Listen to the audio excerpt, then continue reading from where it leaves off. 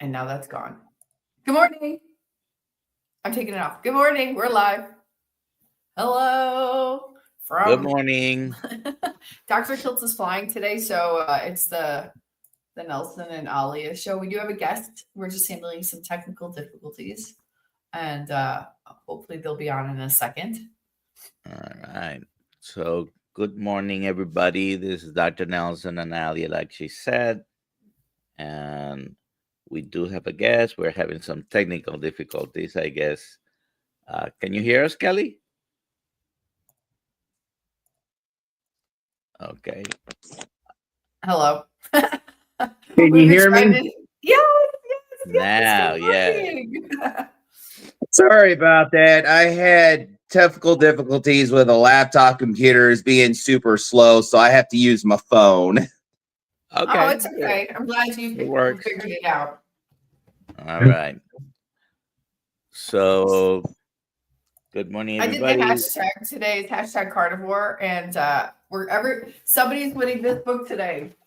Babies for Babies. Guide to help you on your journey to conception. So if you don't need to conceive, but somebody you do needs to, this is a great guide to that. Plus, it has a lot of actual carnivore recipes in the end of it. There you go. Babies for Babies. And so put the hashtag. Hashtag carnivore. Like, share, subscribe, comment. Let us know where you're watching from. I always see people from different places in the world. That's pretty good. And if you're not a member of the Kiltz Mighty Tribe, go to drkiltz.com and sign up. How much is it going to cost them, Alia? To join the Kiltz Mighty Tribe, it's free. It's free, right? Yeah, it's free. To sign up for Kiltz Mighty Tribe. Yeah. So the links are in the description. And let's put questions in the comments. It helps when you put QQQ in front of it and with the hashtag carnivore, so you win that book. All right. So Kelly, good morning. Good morning. Where are you in this world? Well, I usually joke around because I live actually 30 miles north of Columbia, Missouri. I have a small town where I live close to, and I always joke around because I always say it's bigger than Kansas City, St. Louis, LA, New York, consists of traffic jams at the only four-way stop in the center of town with tractors. So the town my hometown is called Higbee, Missouri, and go Mizzou. So I'm in the middle of the countries. I'm always fascinated. Nice. It has nothing to do with carnivore, but I'm always fascinated with some people pronounce Missouri in a very different way, right? Yeah, it depends on what part of the state or what part of the country. Some says Missouri, some says Missouri. Yeah. Okay. All righty. So why don't we start with tell us who you are, and obviously you're carnivore. Your handle, your name is Broken Carnivore. Yes. And, so tell us who you are, what's your background, and tell us about your carnivore story. Go ahead. Well, my name is Kelly. I have been in the maintenance trades for probably 25 years this year. I do is apartment maintenance now. I've been industrial maintenance for the first 8 years of my life. And then the second 8 years of my career, or the second part of it, I've been in apartment maintenance. I'm actually a maintenance supervisor for an apartment community in Columbia, where I have me and another tech. We maintenance, and not only that, do grounds. So we're pretty much on our feet most of the day. I turn apartments, I do work orders, whatever that needs on that day. I'm going to pretty much start with me. I pretty much was, overweight most of my life. My dad smoked. I never smoked. I didn't want to do that. And of course, you had those little health issues, and plus the coming of the 80s when I was a kid, you had the plastics, you had the seed oils, you had all that junk food. So, as time goes, I went from normal and I was overweight. And as I got older as an adult, I just continued to eat just normal. And as I got older, I also gained, I was almost 400 pounds. And just like most of us, we do the moderation, lose weight, gain weight. And when I got to about 2019, I also had some habits that I don't even do anymore because I'm an advocate against smoking and tobacco, because that stuff is harmful and it does wreck your body. If you don't quit, you can end up with cancer. You have heart issues, you have blood pressure issues, all that stuff. So, I quit all that. But then about 2021, I was almost 400 pounds again. And by accident, I discovered a Dr. Barry's video. And so I wanted to know more about this. So I continued to look at it. So the following day, I decided I'm going to start keto. I wish I'd done carnivore, because if I knew what carnivore, how amazing carnivore is and how sustainable it is, I would just been carnivore. But I decided I'm going to decide to go keto. And so I lost about 100 pounds, but unfortunately keto wasn't stable for me. I ended up gaining half the weight, and then plus not realizing some of the plants out there that can be toxic. Also had issues with arthritis, and I have a hip issue, so it just got worse. And then finally in December of, or no, probably about July, I said I had enough. I'm going to give carnivore a try. And ever since then, I noticing that things started changing. I can start being able to perform my job. And now I'm almost in a year in it. Now I can actually really do a full days of work without any pain or vile discomfort. That's great. Some people are asking for you to flip your phone this way, because I think they can only see this part of your head. Okay. Let me try. That's not working. Well, it's locked. He has it locked. Okay. It's not The screen flipping automatically. He has Yeah. to do that. All right. That if you Let me- can, that's fine. Let me see if I can get this thing to flip, because I'm tired of holding it. Oh, wow. Yeah, exactly. So I just want to mention while we're fixing that we have there's an event coming up in Seattle with Healing Humanity that Dr. Fields is going to be at on June 7th. And then we have our Boston event coming up on June 28th. And most likely we're going to have our Syracuse event September 27th and not the 20th, because Dr. Lisa Wiedemann can't make the 20th. But so just to let you guys know. Oh, we got a question for Kelly. Juliet Marie, I live in Missouri too. Where do you buy beef from? A local farm? Right now, I just get it at the store. There is several local farms in my area. I have went to the Columbia Farmers Market, and I have bought meat there, and a lot of that meat is really good. I'm hoping, I have a neighbor just right across the road from me. They are working on fixing to sell beef, so I'm hoping that I can get it through them. And actually one day, because I live on 25 acres, and my goal is to have a kind of a homestead type a farm here, where I'm going to do, I can't do cattle, but I can do like haired sheep. And I was also going to maybe buy a calf, wean calf, and fatten it up and just do it myself, where I can raise it grass fed and I know what I put in it. But other than that, I just pretty much buy mine at the store. And where I live, we only have an option of 3 stores. Walmart, Aldi, and then a local grocery store. So most of my meat I get there. Maybe once in a while we have 2 butcher shops there in our local town that has most of the stores. Why can't you have cattle? You're too close to Well, cattle? I can have cattle, but the land is, I don't have enough land to have enough cattle to have a big herd in the future. But raising one or two, it's stable on it. But the reason why I was going to do sheep is because I have enough land to do that.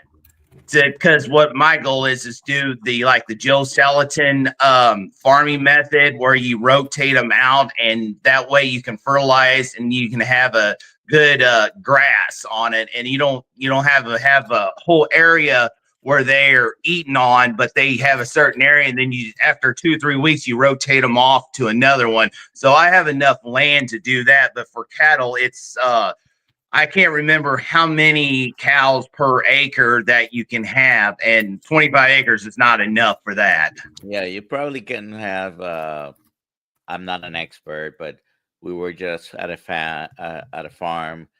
They have 1,500 acres, and they usually keep around. Their top number is 500, so 3 acres per head of cattle. And I don't know if that translates to smaller farms, 25. So maybe you can have 7 or 8. But lamb is a good choice. And I hear there's kind of a pain to keep goats. Yeah, If you I don't get want no girl goats. I dealt with that a long time ago. Okay. Apparently, the girl goats are easier than the billy goats. Apparently, and apparently, goats are nicer than lamb. Microphone, I'm not sure. Ali, a microphone. Again? Can you hear me at all? Hello. That's better. That's better. Oh, weird. I was saying billy goats are apparently girl goats are better than billy goats. Don't know. Okay. So you mentioned you have lost how much? At one time I did lose 100 pounds, but then on carnivore, after I gained half of my weight back, I have lost almost 70 pounds now. Okay. So overall total from when you started? Probably since I started carnivore or when I keto. Either way, I probably say I'm just going to go with the carnivore, about 70 pounds down from that. Any other health benefits? The one I really noticed was the sleep. I can sleep a lot better. I never was diagnosed with sleep apnea, but I knew I had it because I was told I snored loud, and I knew I caught myself when I wake up snoring. If you wake yourself up, it's almost a classic symptom. Yeah. And then I was on blood pressure medicine. And a long time ago, I was at 10 milligrams. And then when I was on keto, my blood pressure dropped and I got down to 5. But now when I'm on carnivore, my goal is to be off of it completely. But I'm down to 2.5 milligrams of the medicine. And hoping that this fall, when I see my doctor, that hey, let's talk about getting off this blood pressure medicine, because now my blood pressure is staying around probably between 108 over 60 to maybe after I work, if I'm working or something, it may get to like 118 over 70. And definitely see your doctor and work that out, but seems to might be a good time to try without the medication. Do it with your doctor.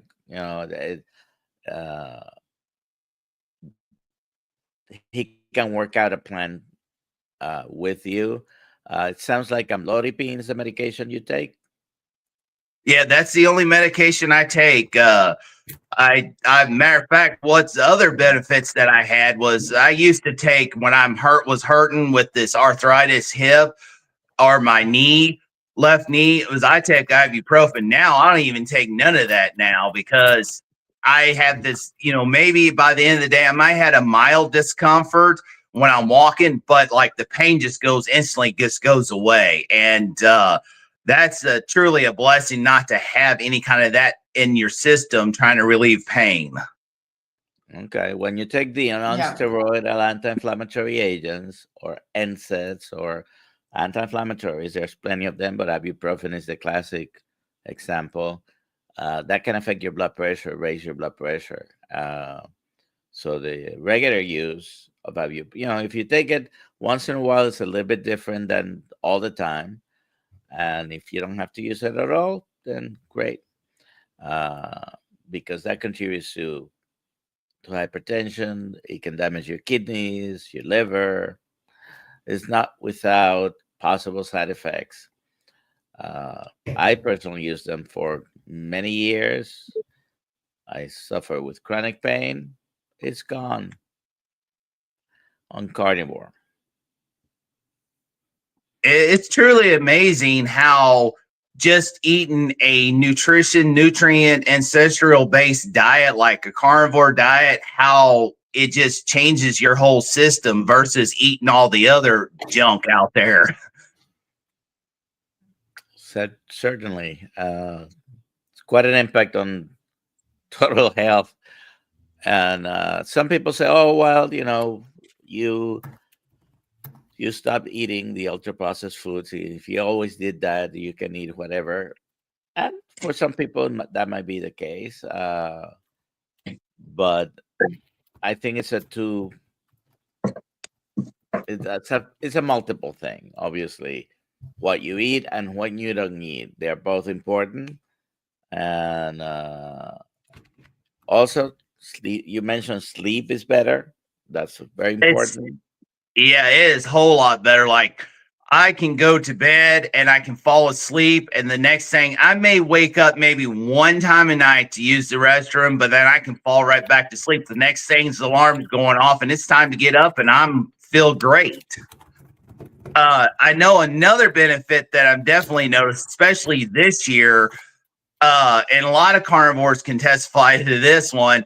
I don't burn. Like I can go out there, I may get a little red, the skin gets red, but then the next day it's tan. And that's one thing is I used to be able to burn easy, and I don't burn that. I don't burn at all now.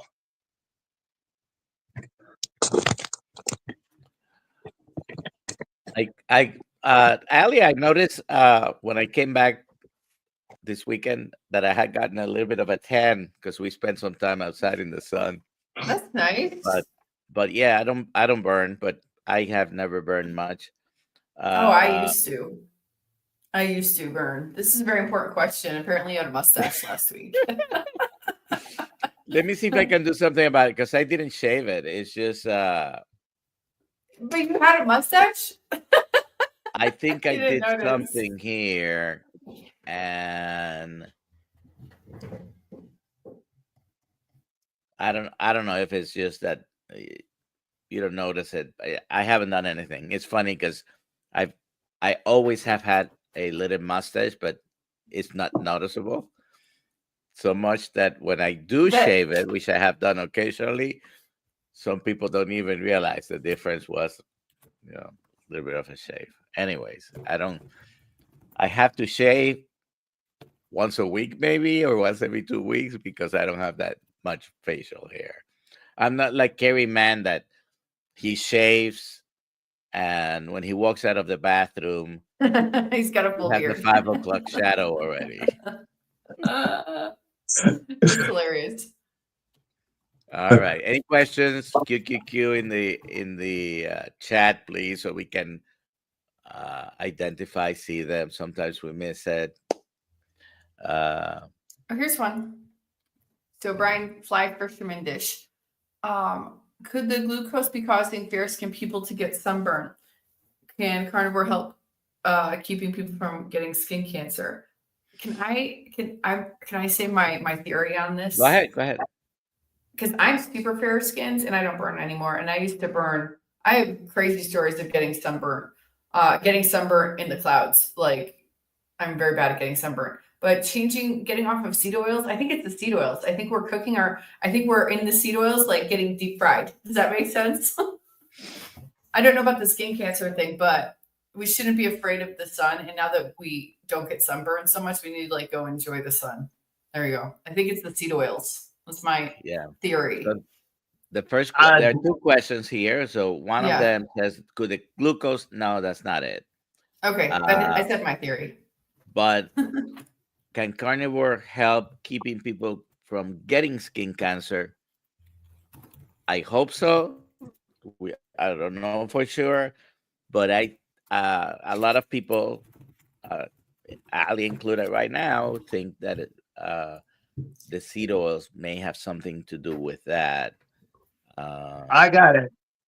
And I have one theory, and I agree with Alia with the seed oils, and I'll kind of show you an example in a minute on this. But also, I believe that all the chemical, like the sunscreen, the chemically deodorants, and the chemically soaps that we have in our, our conventional stores, I think when we put skincare products on our body, that's also contributed to the inflammation on our skin, because we shouldn't meant to be putting that kind of stuff on our skin. If we don't want to put it inside, why will we put it on our skin? Very good And point. everything that we put in our skin gets absorbed, by the way. I'm not 100%, but a good amount gets absorbed into our skin. It's like a sponge.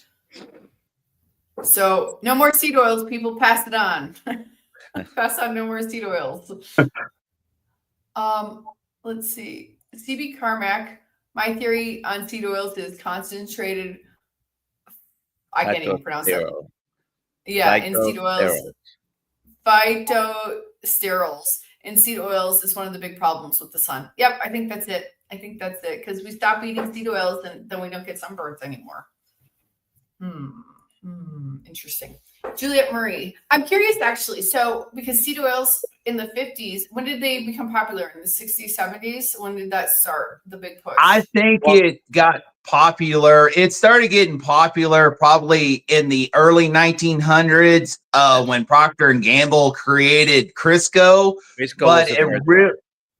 But it really climbed after 1955 to 1960. That's when it really started being popular.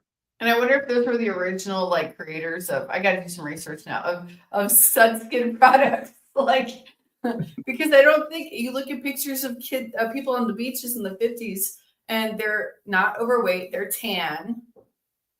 You know what I mean? I don't think they're dousing themselves with all these chemicals all over the body. Anyways, next question. So this question is also asking, how do your family and friends react to your way of eating? Well, some support.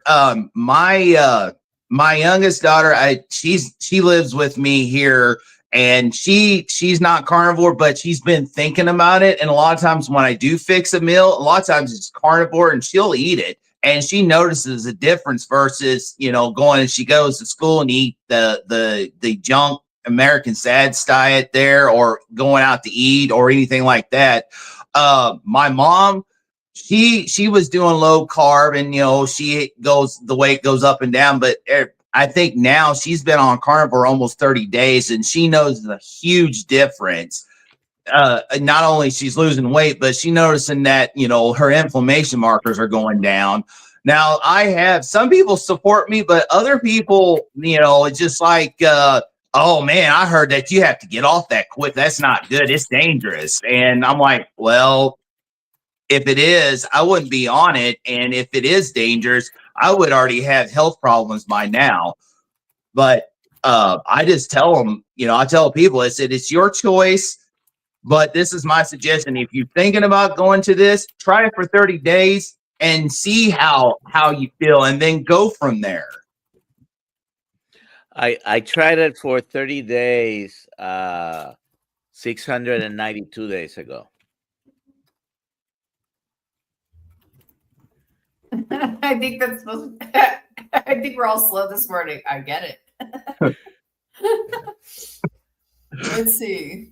So next Thursday is my 700th day. 700 day. People are talking about what's used on the skin. I don't usually use anything on the skin. I hardly even wash. I'm in water. What is that? Emma stuff? It's Emma stuff. So I got here's free plug. Compassionate carnivore.store, I believe is her website. So we got Compassionate Carnivore Tallow. That's pretty good. We got Skin Pharaoh, which is lard. That's another one. You can't really see it. And then I've got something from Serena. If you ever buy, so I bought a tub of of a beef tallow, and when I saw it, I was using it to cook something. I put my finger in it, just tasted it. I mean, just pure tallow, and it felt creamy enough that I felt I could put it on my face, and uh, I, I've been just using pure tallow as a moisturizer for probably since the winter time, and I just took my used tallow that I cooked and I strained it, put it into a container, and that's what I've been using once a week. I even in my hair once a week, I will about an hour before I shower, I will put it in my hair and my scalp so it can moisturize it. And my hair has been the softest it has been probably in years. I actually decided to get off of because I used to use a degree deodorant, and I said I decided to get off of it. So I made homemade deodorant, and it works great. And it's just a simple recipe that I found off the internet that it uses a zinc oxide non-nano. I use a pure baking soda that's pure, and then I use tallow as the other ingredient, and it works great. And I just have what they call beeswax to kind of give it it's optional, but it gives it a little more firmness. And I've been using it for a week, and I have not noticed any body odor compared to the degree, because I know as carnivores we don't have as much body odor like we used to, but you still have some, especially if you're working in the heat, working the trades where you sweat a lot. You do tend to get a little bit of odor buildup. But since I've been using that tallow, I don't even notice it. That's great. great. Yeah. Do we have any other questions? I've been trying to keep I don't track know of if the you had chat. shown this question there. Which okay, one? you just never I mind. just someone also asked, like, is his family doing carnivore? And I believe he was asking that question already. Let's see. Oh, here we go. John J. Connellan. Okay, I went meat only for 5 days a week for the first 3 months and stayed on that. It seemed to work, and asthma and hand cramping and skin peeling gone, and mild pain is gone. Awesome. That's great. Did you have a question with that, or you wanted to let us know? That's amazing. All sorts of amazing things happen when we take the junk out of our system and eat real human food. I don't see any. Chris Juilliard, I no longer have odoriferous emanations on carnivore. Yay! Well done. I loved that one day when I realized I didn't need to put aluminum deodorant on my body. That was really nice. So, we have different parts in our body that will, from time to time, have odors, right? When we go to the bathroom or when we pass. By the way, gas is reduced, odors are reduced. Even when you sweat, you might notice a big difference between before carnivore and when you're carnivore. Even your breath, gum health.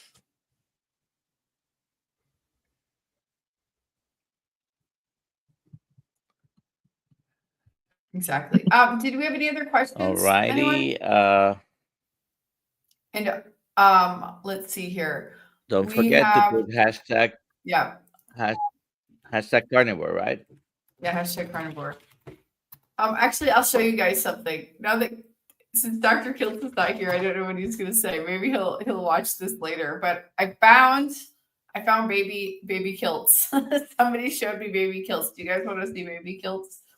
It's very funny. Someone asked about that the other day. Yeah, I found him. Somebody sent me the link and I found it. So let me find that again. Let's see here. There is an AI program that turns you into a baby. Let's see if I can get it.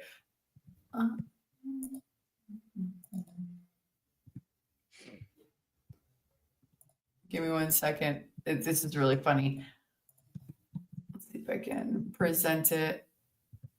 Is that the name of your channel on YouTube? Oh, Broken Carnivore. Okay. Yes, When I went carnivore nearly 15 years ago, and subscribe. I'm going to be 70 Sorry. next year, and I've never felt better. All the drugs, doctors, and dissections gone. Yeah. There's some AI program that turns you into a baby, so that's pretty funny. Okay, here we go. I'll get rid of it now. There you go. That was pretty good. yes, my channel is called Broken Carnivore. The reason why I named it that is I'm a Christian. I also, on my channel, as I share my journey, share cookie tips or whatever I want, what I share related to carnivore and the world out there. I also share the gospel as well. And when I first first decided to come up with this channel, I decided I wanted to share my testimony when I noticed at the beginning how it felt. So I didn't know how I want to get it started. So one day I decided to do a video. And after I did the video, I said, no, this is not for me. I'm not doing this. I'm not doing this video. But then it occurs me to say, if it reaches one person out there that wants to start carnivore or needs to hear that testimony, if it helps one person, I might as well stick to it. So as time goes, I started making more videos. I didn't know which way I was wanting to do this. And finally, I decided I'm just going to stick with the carnivore journey, sharing it.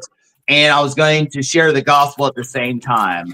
So if my channel can help the one person out or the one person to reach Christ, that's a win for the carnivore and the Christian community. Amen.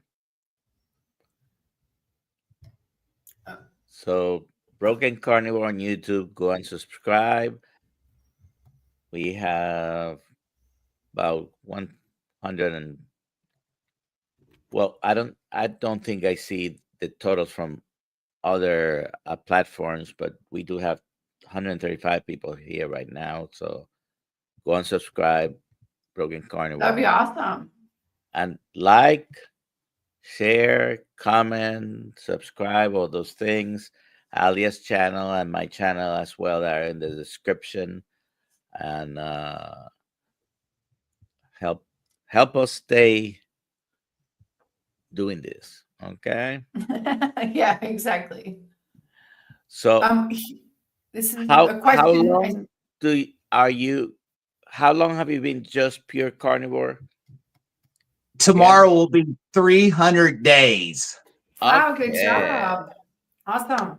Now, time to time, I might have a little avocado or, because we're in the town that I live close to that has restaurants and stuff like that. We may stop, say we have majority Mexican restaurants versus family restaurants. And there's one restaurant I'll go to, and I know that they do steaks there, not in seed oils. I quit getting the all meat fajitas meat because I noticed that they do cook that in seed oil, but the steak. So time to time, I may have avocado or I may have guacamole. But other than that, I am pretty much 100% carnivore because I usually started to raise a garden outside, and this year I was like, I'm just gonna leave these beds. I'm gonna plant wildflowers. I'm gonna plant flowers and let the pollinators have the beds this year. You're right about the seed oils and the fajitas. It used to be that fajitas will be the only thing I order before even carnivore. I've always liked meat, so but you have to also be careful with even regular steak, even if they cook them at the end on fire or on a grill. Sometimes they marinate using seed oil, so you might want to ask. And sometimes I don't know if it's on purpose, but there is a big chain that I always ask, is that real? But even though I've asked at this particular restaurant, multiple times. I always ask, is that real butter? Everybody says yes. And then an employee, that's our gift for today, then an employee of that chain of restaurants took pictures of the actual butter, and it has a name like something like butter. It's not the commercial. I don't, I can't believe it's not butter. That's definitely not butter. But this restaurant does not use. It's a mix of vegetable seed oils. So I was very disappointed to see that picture because he took pictures of the butter that they use at the restaurant. Is whipped. Anyways, I'm not going to mention the restaurant, but you have to ask your servers. Sometimes they know, sometimes they don't know, and sometimes they give you information that the cooks tell them it's that way. And I don't know if it's intentional to lie, but they just are not well informed sometimes. So always ask. I think they don't know the difference. I think people don't know that margarine is not butter. And I was at another steakhouse, and the server knew exactly. I mean, she asked me about, do you want spices on the steak, or do you want only salt? When I mentioned something, she said, "Oh yeah, you don't want vegetable seed oils, you don't want spices." So she was well informed. She didn't know. I mean, she did know that I just wanted the steak on a fire and salt. Nice. Oh, so I wanted to show this book that we're giving away today. It's called Babies for Babies. The beef, eggs, butter, sometimes Dr. Phil's ice cream. I think they're changing the name because it's a little confusing, but it's Babies for Babies. And it's all about, the first half of the book is all about fertility. And then the last half of the book is all sorts of carnivore recipes. So sorry, there you go. So that's what you're winning today. We've never given that one away before. So there you go. You get it today only. You also have to be careful with the big box stores sell rotisserie chicken, $5-6 for a hot chicken. It's not too bad. That's done basically on fire. But to season them, marinate them, they do use seed oil. So if you actually, when you look at the ingredients, you'll find that out. Yeah, if I do chicken, I'm going to do chicken at home because when I started, every now and then I did get a rotisserie chicken, but I stopped doing it not only because of this, they possibly had the seed oils on it, but also they put it in plastic containers in, that heated area. And not only that, you're having all the plastic chemicals leaked into that chicken as well. So if I do chicken, I will do it here at home. And I will season it with salt. Maybe every now and then I use a nano seasoning, but most of the time it's salt. And then I wrap it with bacon and I put it in an air fryer, and I kind of have it like a chicken strip. So it gets my chicken strip fix, and then I get the proper nutrition as well, because chicken is very lean. So if you put the bacon with it, you have your fat ratio to it. Rick says parking lot chicken has no seed oils. That's right. Parking lot chicken. Under the hood chicken. So the best thing is to cook, know where your meat is coming from, cook it at home. Kelly, what does a day of eating carnivore look like for you? How many times a day do you eat? I most of the time eat once. Most of the time I do OMID, but a lot of times I also eat two meals a day. My diet contains 95% red meat. I have eggs. Matter of fact, where I get my eggs at is a grocery store in Columbia that actually sells pasture-raised. The chickens eat what chickens do. It is actually a local farm not too far from where I live that sells these eggs into this store. Then I can get them cheaper than you can in a different store, bigger store. I know the cheaper eggs has finally gone down, but these eggs was only like $5.99, and most of these stores were selling those eggs for $9-10 a dozen. But I did have a friend that her and her family lives down the road. She said they sell eggs for $4 a dozen, so I'm going to start buying eggs from them. So I usually have that. I usually have like 4 eggs a day, and if I do have a second meal, say if I'm on the road, sometimes I will stop at McDonald's and I'll get me some quarter meat, and that's about what I'll eat. Usually I'll eat one meal mostly, but there's times I will have 2 meals. But I won't even eat till like 1 to 2 o'clock in the afternoon, and I want to be done eating by 7 the latest, so that way I have time to settle in my stomach before I go to bed. Okay. Oh do wait, you so we have take- another question. GFG Homestead. Question on consultation with Dr. Quilts. Are questions only limited to carnivore only? Absolutely not. Right? No, I mean, I've been a physician for 40 years. I've been asked every question about every health condition. I still don't know it all.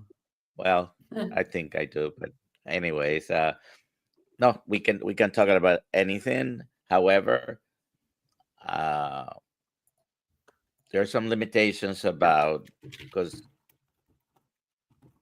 I am not your doctor, you're not my patient, and the coaching calls are to discuss anything, but I don't do prescriptions or anything like that. But if you go to the link, it's on the description here. It's also on my own channel, which is streaming right now as well.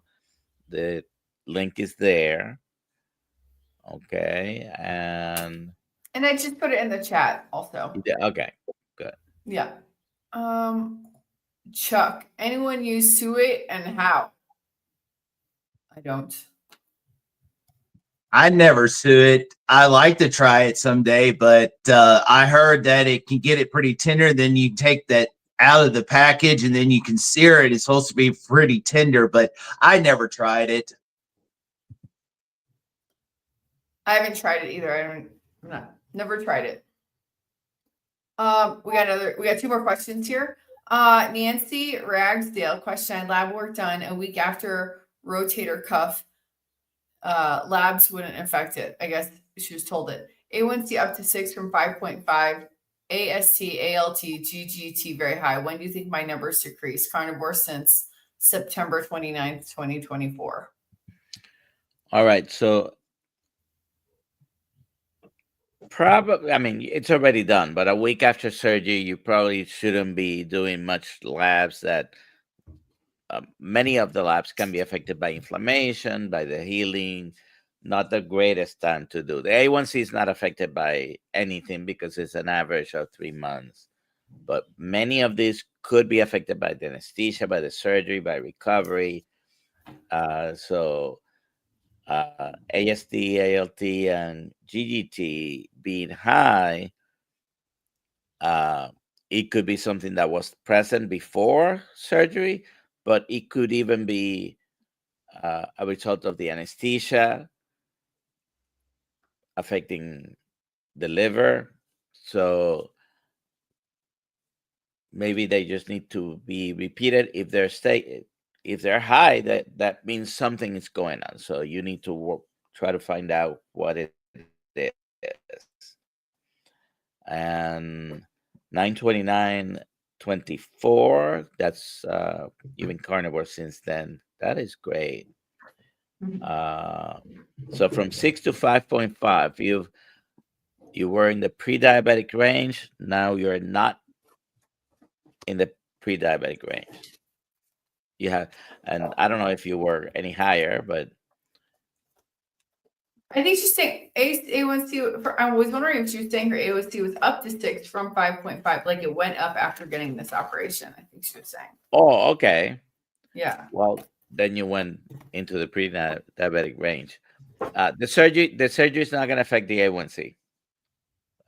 Again, the A1C is sort of an average of the previous 60 to 90 days. Red blood cells last from 90 to 120 days in your blood usually, and then they get recycled. The hemoglobin, the iron, everything that's in the cells, they were broken down. So it may take a little bit of finding out why it's been going on. Yeah. But Okay. if those liver enzymes were high before, it is very likely that you have a fatty liver. Liver enzymes being high doesn't always mean just fatty liver. It just means damage to the liver. You have to find out what's causing it. And it could be from medications, from anesthesia. It could be from viral infections, the different hepatitis. It could be from medications as well. It could be from alcohol. Alcohol, anesthesia are basically things that can affect your liver. And of course, it can be from eating too many carbohydrates for too long, and you still haven't gotten that better. So, Okay, great. and We have another question from Instagram. go ahead. It says Cat S 2020, or maybe it's Kate's 2020. When I go below 10 grams carbs a day, glucose goes up and ketones go down. Will this go away eventually? So she's saying she's lowering her carbs to less than 10 grams and then her glucose goes up. I'm sorry, I was looking for it here, and you. Oh, You can't. it's here. I It's know, here I on know, I got Instagram. it. You can't post it, but can you Yeah. repeat the question then? Sure. When I go below 10 grams carbs per day, glucose goes up and ketones go down. Would this eventually go away?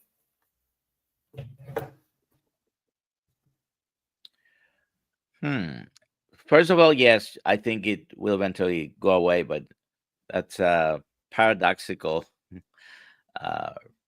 reaction, I guess. Yeah.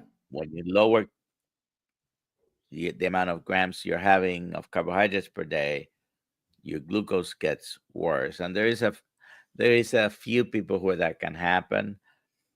Just maybe stay at the 10 grams you're eating,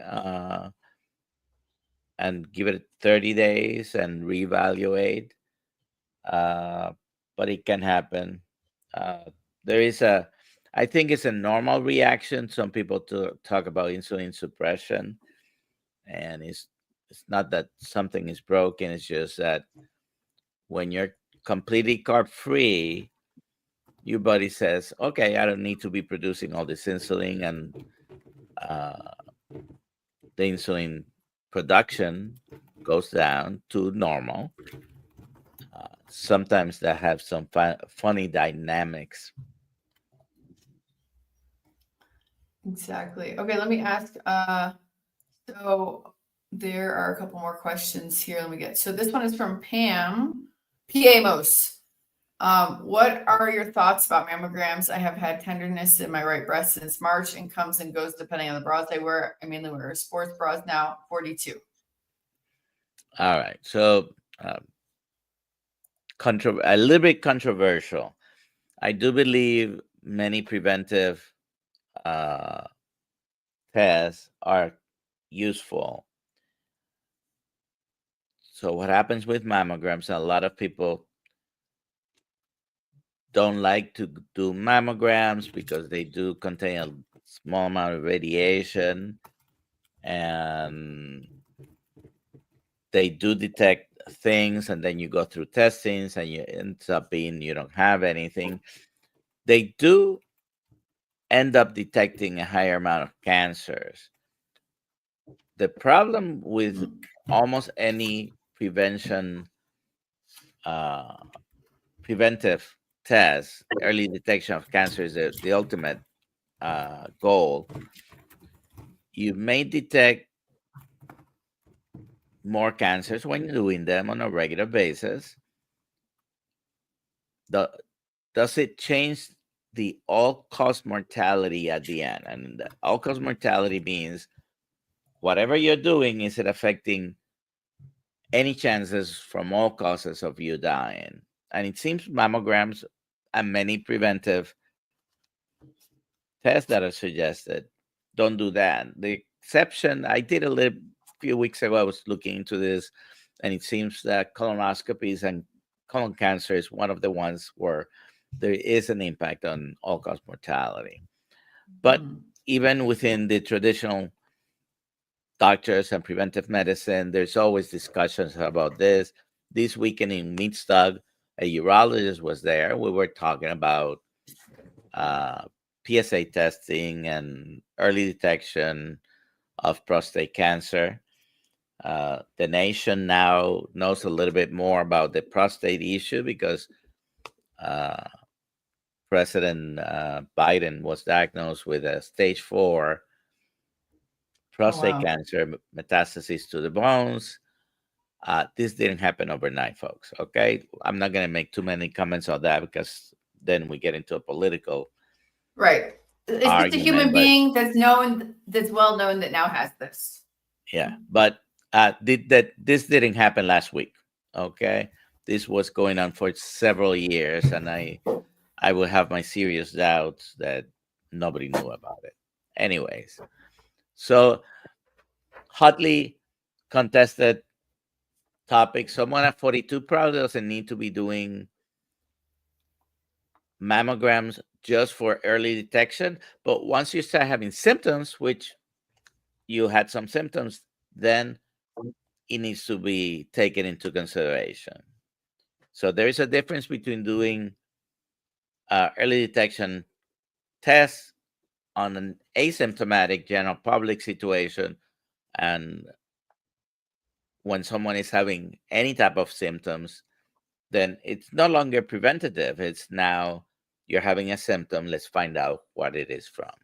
So that has to be taken in consideration. 42, probably if you don't have any family history of breast cancer, probably too early to start doing tests just for the heck of it. Some organizations suggest 50, some others suggest 40. But listen, radiologists suggest would like you to have it every 6 months. Oh, wow. Well, I'm exaggerating a little bit. Yeah. You have to understand the motivation sometimes behind the suggestions. But I think like if you're concerned and you're worried, just go do it. Just go do it. And then you're no longer concerned or worried. There you go. That's my 2 cents.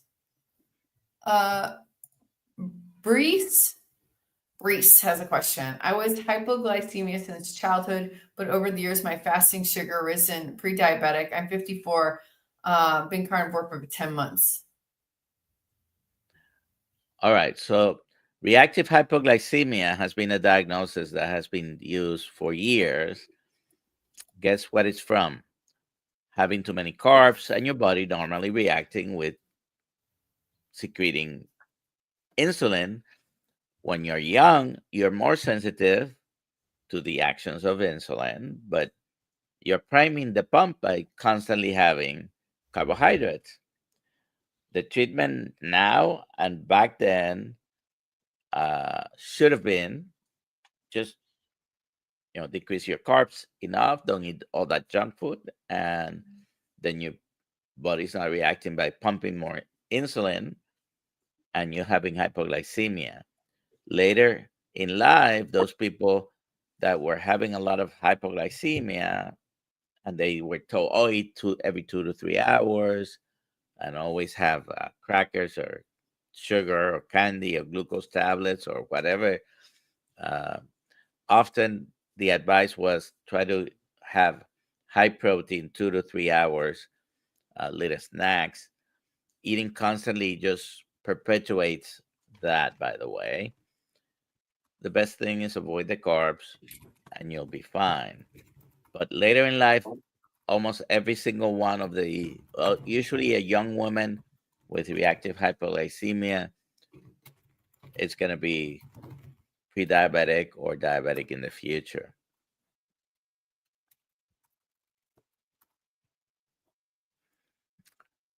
Next question. This is kind of an ongoing question or chat.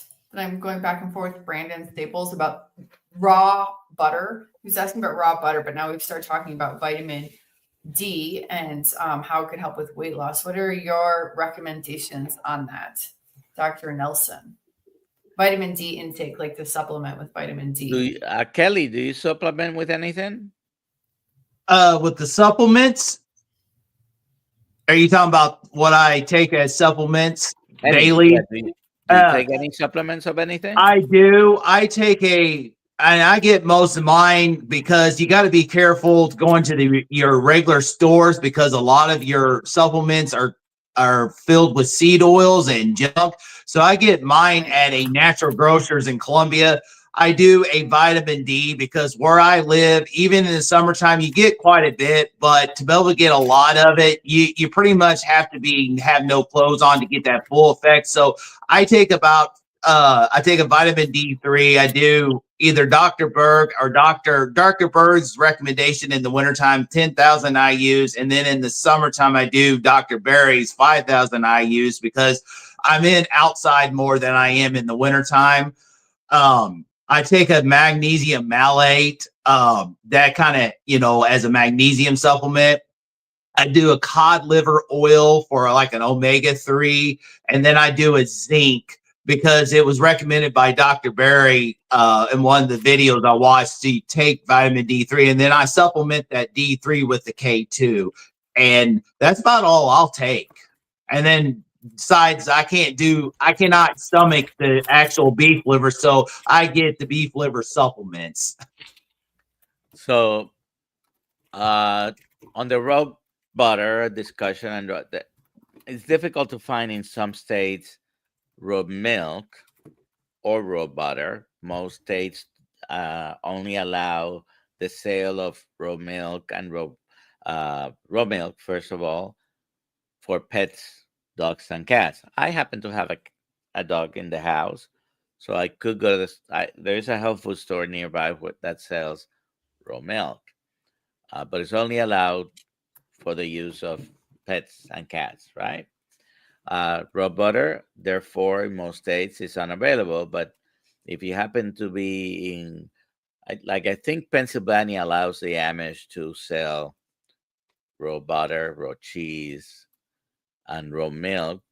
But in most states, it's almost impossible to find it. And when you do find it, has restrictions. They are only good for your cat and your dog, okay? They say, at least.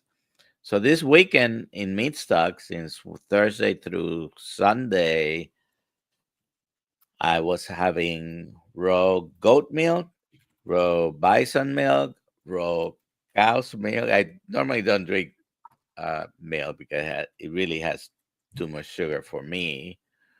And milk is really for babies, but this was the most delicious. Man, it was so Most good. delicious milk. The most delicious milk I've had in ever, probably. It was creamy. It was good. It was clean. So someone had mentioned. I know someone. It's related. Someone had mentioned about iodine. Oh yeah, there's a lot of questions. There was several questions about I iodine. mean, with iodine, I haven't personally measured my own iodine, but I do take 2 or 3 drops of Lugol's every day, as well. That's a small amount. So, but if you think you've had symptoms from iodine or want to measure your iodine, then the best way is to have it checked. There are some suggestions to test it on your skin. I don't think that's as accurate as the actual measurement, but it's a cumbersome test because you have to do a 24-hour collection, and so it's not an easy to test. But if you're thinking about some kind of iodine deficiency, then test, don't guess. I like the KISS approach. Keep it simple, right? I take vitamin D because it was last time I measured had been low. I have to measure again because that was a year and a half ago, and I do take a vitamin D3 with K2 in coconut oil, and I buy it from Amazon. You can find that on Amazon. You take any supplements, Alia? I have electrolytes. I have NAC and myo-inositol, and for some reason, and one I can't remember, selenium. But really, I haven't been taking the selenium and myo-inositol. So I take NAC. I'm going to say one that I really don't recommend people take. I take 1,000 milligrams of niacin a day. I love that when I'm home. But do not take that if you have never taken niacin, and definitely not 1,000 milligrams. It's supposed to be good for cholesterol control, niacin. Dr. Nelson, we've talked about this before, but it's also very good if you get a lot of radiation. And I have 1, 2, 3, 4, 5, 6 computers in my office all surrounding me. So I try to mitigate that with niacin, but not 1,000 milligrams is a lot. I built my way up to that. Don't do that. If Yes, you are building interested, up. take, yeah. And after you may not need as much. Dr. Ford Probably not. Brewer, if you watch Dr. Ford Brewer, there's a recent, has it been released, the podcast with Dr. Yes. Kill? All 2 right, weeks ago. so go and watch that. Dr. Ford Brewer uses niacin as what he recommends to patients, but selected patients. It can increase your liver enzymes, so I have to be careful. It might increase your blood sugars, so on diabetics, you need to be careful. It does increase HDL. It is good in general for cholesterol, but it is niacin is a B vitamin. You don't need that much. I probably don't. I just have like a little scooper that does. It might help. Oh, It helps with lowering triglycerides as well. Okay, so it's useful as a tool. You can buy it over the counter, but large quantities will for sure make you think you're allergic to it, because most people will get a flush, niacin flush, and it basically looks like a allergic reaction, which is not. It's countered by just taking some aspirin with it. Again, if you're going to use niacin, which is an over-the-counter supplement, there are prescription.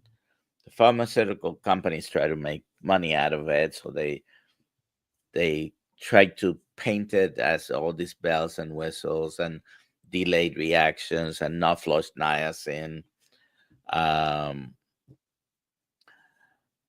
So you can use an over-the-counter. The slow release ones are better in avoiding the flush, and like I said, taking some aspirin with it if you have problems with flush. But even when you're eating carnivore, if you're getting niacin, you don't need high doses either. Okay. Yeah, I just have like a scooper, like it's powder, and it happens to be 1,000. Maybe I'll go down like a part of it. But you worked yourself up to that amount. Oh yeah, I worked myself up to that. People need to definitely know that not I the have starting chronic dose. migraines. I used to have chronic migraines, and my friends would say drink Coke and niacin, and I never did the Coke, and I just did the niacin, and that would help alleviate migraines. And so this is something I've been taking kind of like for a very long time. So, all righty. we have some more questions here, but it's already an hour. And I want to. Brian made a comment, and I want to. I mean, we're waiting to have Siobhan Hoggins. Is this scheduled? Yeah. Already? Siobhan is scheduled, but we have a code for her for Own Your Labs, and I will get that made available. Brian made the comment that there's the website Own Your Labs, and you can work with them to do a lot of metabolic testing. They have bundles of suggested tests. I think we'll need to start posting the link. I'll add that to the list of the links. How to get discounts. That very soon. Yep. and they're pretty good. They pass the savings on to you, and if you're willing, they'll also use your results without your name, but your results for this is owned partly by Dave Feldman, and they use those labs for their studies about LDL and the Citizens Science Foundation, I think it's called. So yeah, go to them, and we're gonna have Siobhan. Hope I'm pronouncing the name correctly. Siobhan Huggins at some point Yeah. with one of our lives. Exactly. I just want to say, before we do this, you guys all have another second to add your hashtag carnivore. John Garza says that I guess the blood work place Quest Diagnostics. He says I went there on Saturday and found out I reversed my diabetes and fatty liver after 5 months on carnivore. That's awesome. That's awesome. Oh wow. Here's to support my obsession with niacin. Always be kind. My husband isn't carnivore. He takes 3,000 niacin a day and no longer has high cholesterol. Yeah. There you go. There you go. I don't take it for cholesterol, but there you go. All right, everybody, we're going to do the giveaway. Drum roll, please. I need to get like some music or something. Can you guys hear the drum roll? Dun, dun, dun. We're going to get a copyright strike now. All right. So Kimberly, congratulations, Kimberly Burley. Please email me, Alia, ALIA at drkills.com. You need to spell that out. And send me your address and your phone number, and I will get the book sent to you. There you go. That's simple. So Kelly, again, where can we find you? Are you on any other platform like this show? Besides the YouTube, Broken Carnivore, I do have a personal Facebook account that I'm actually kind of starting to use to, I have my personal share stuff, but I'm starting to share a lot of the carnivore journey on that. So if you look up Kelly Deweese on Facebook, you'll see my Facebook on there. But other than that, I haven't used any of the other social media platforms yet, but I'm thinking about doing it, trying to get the word out there. And anybody listening here, if you have a story to tell and to share, go ahead and do it. Start doing it. If it's on Facebook, it's posting something, or videos on YouTube, or just share with whoever listens to you. Okay. Exactly. This is how we're going to spread the message that this is a helpful and healthful way of eating. Otherwise, have a great day. Do you have any last words, Alia? What's that? Bye, everybody. Come to my Boston meetup. Come to our Boston meetup. I love going to the meetups, and I want to meet everybody. June 28th, Boston, West. The link is also in the link is also in the description for that's right. KilledMeetup.com. You'll find all the links. The next stop for us is going to be Seattle, Washington, and then later in June, Boston, Massachusetts. Yes, I'm going to be there. I won't be in Seattle, but Dr. Nelson will be in Seattle. It's unfortunate, but I'm super excited to go to Boston. There you go. All right, I'm going to hit the end. Goodbye, everybody. Bye. Have a great day, everybody.